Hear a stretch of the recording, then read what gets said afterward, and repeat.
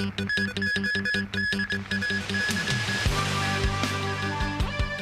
U.S. issues critical advisory on Hong Kong, but Chief Secretary Eric Chan rejects the claims. The government will stop the import of labor for the construction industry. And a U.S.-Turkish woman is shot dead by Israel.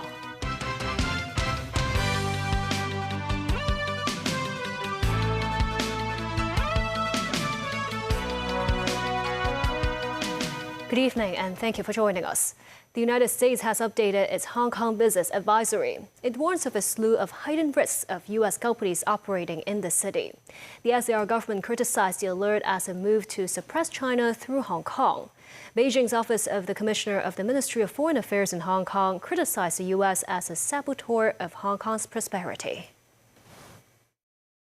The circular was jointly released by the U.S. Departments of State, Agriculture, Commerce, and Homeland Security on Friday to update the Hong Kong Business Advisory. The warning was first issued in July 2021.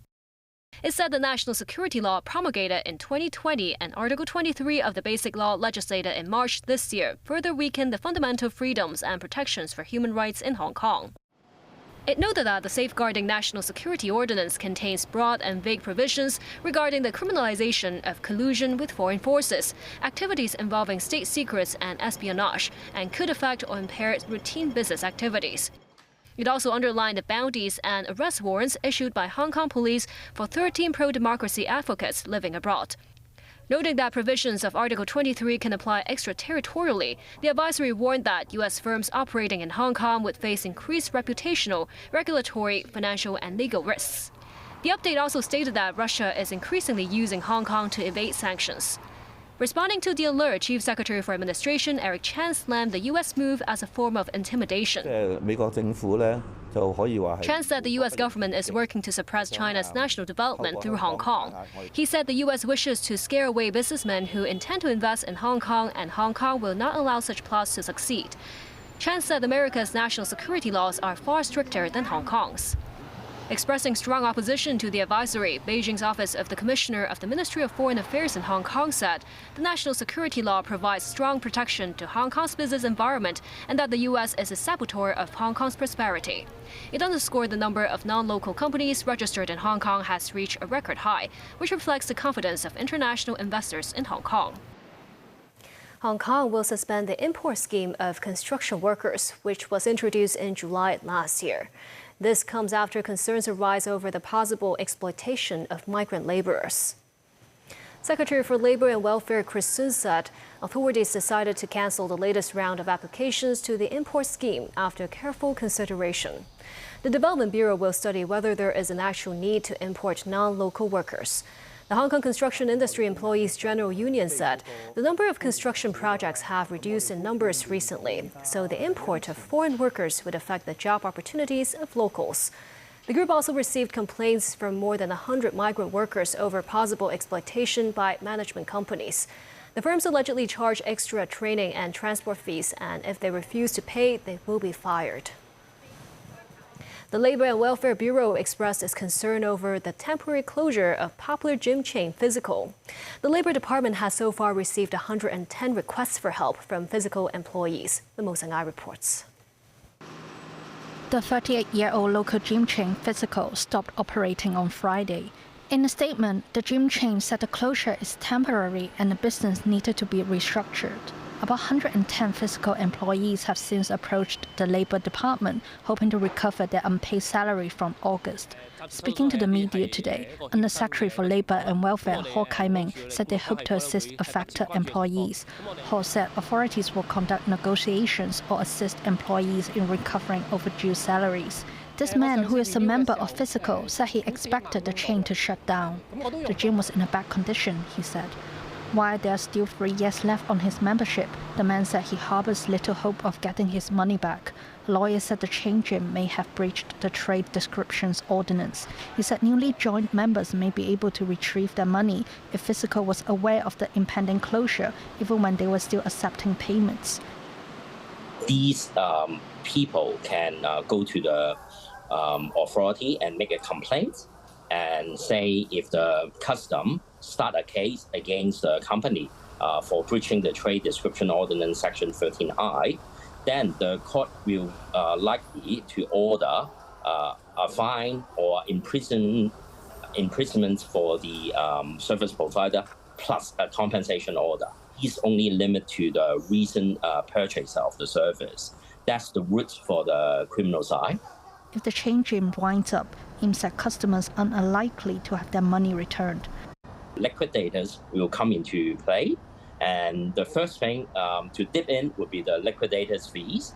Also, those secure creditors. Then is the employers. Employers have to pay the employees. And lastly would be all those unsecured creditors, i.e. all the end customers. Usually the assets remain will be unable to pay all those unsecured creditors. By Saturday, the Consumer Council had received 171 complaint cases involving more than $6.3 million. News 9, TVB News. Secretary for Housing Winnie Ho today said authorities will keep reviewing the design concepts in the recently launched Wellbeing Guide. The guide was announced by the government as a measure to improve the living environment for public housing residents. The Wellbeing Guide covers 8 design concepts. They encompass green living and sustainability, intergenerational and inclusive living, and upward mobility. Authorities said the design concepts include social chairs and colorful walls in communal areas. In response to residents who wish to live in a larger space, Ho said future subsidized flats will not be smaller than 26 square meters. Israeli troops have shot and killed a U.S.-Turkish civilian woman who had been taking part in a protest against settlement expansion in the Israeli-occupied West Bank. The White House said it was deeply disturbed by the death of 26-year-old Aishanur Eski IG and called on Israel to investigate. Palestinian officials describe her as an activist from Seattle who held U.S. and Turkish citizenship. Nasi Karim with more. Witnesses say Aishanur Eski IG was on a clear line of sight from Israeli snipers on a rooftop during a moment of calm in an anti-settlement protest in the occupied West Bank. After being shot, the U.S.-Turkish woman lay under an olive tree as one man tried to stop blood pouring from her head. She was rushed to hospital in Nablus, but doctors could not save her. For what? For standing up for people. Standing up for people. They killed her, they shot her in the head. The White House said it was deeply disturbed by the death of an American citizen and called on Israel to investigate. Secretary of State Antony Blinken, on a visit to the Dominican Republic, called it a tragic loss. Turkish President Recep Tayyip Erdogan branded it barbaric. The United Nations has demanded a full investigation. AG had recently graduated from the University of Washington in Seattle, studying psychology and Middle Eastern languages and cultures. She was described as a long-standing activist against injustice by an academic on Middle Eastern cultures from that university. The Israeli military said it was looking into reports that troops had killed a foreign national while firing at an instigator of violent activity in the area of the protest. The US and other allies of Israel have expressed anger at the recent rise of violent attacks by Israeli settlers on Palestinians in the West Bank. Israeli forces appear to have withdrawn from 3 refugee camps in the West Bank after operations lasting more than a week. It left dozens dead and a trail of destruction, with Israel saying it was targeting militant groups. The Al-Quds brigades of the Islamic Palestinian Jihad said on its Telegram channel that the resistance in the West Bank remains strong. It added that the Israeli attacks on West Bank areas are an extension of the war in the Gaza Strip, where more than 40,000 people have been killed. Nazri Karim, TVB News.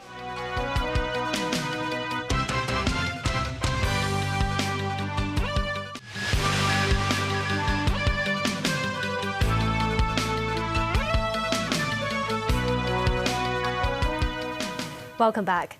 After leaving Hong Kong largely unscathed, Super Typhoon Yagi left a trail of destruction in Hainan Island, killing at least 3 people. Nasri Karim with more. Palm trees bend violently to winds exceeding 230 kilometers an hour in Wangchang City on Hainan Island. Families taking shelter in Haikou City, also on Hainan. This motorbike stood no chance against the powerful winds. Trees strewn on the streets. And authorities working overtime to provide supplies to those affected.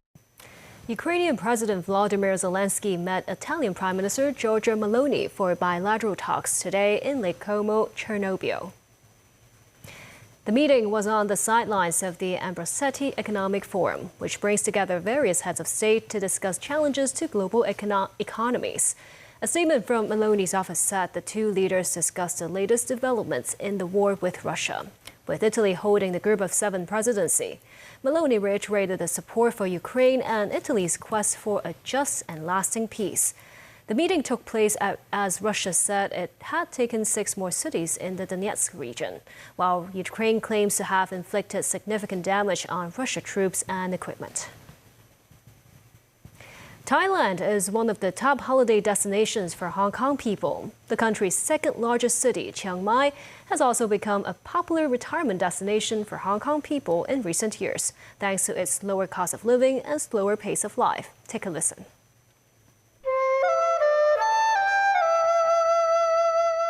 Known as the Rose of Northern Thailand, Chiang Mai is nestled among lush green mountains with a special kind of small-town charm.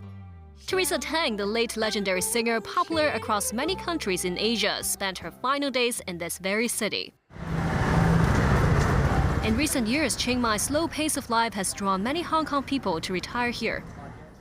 They include Tanny, who moved to Chiang Mai 4 years ago. Tanny said life is less stressful with great mountains to hike and a much lower cost of living. There's no turning back, he said. His family of 3 plus 10 cats live in a 4,000 square foot house with a garden and a swimming pool.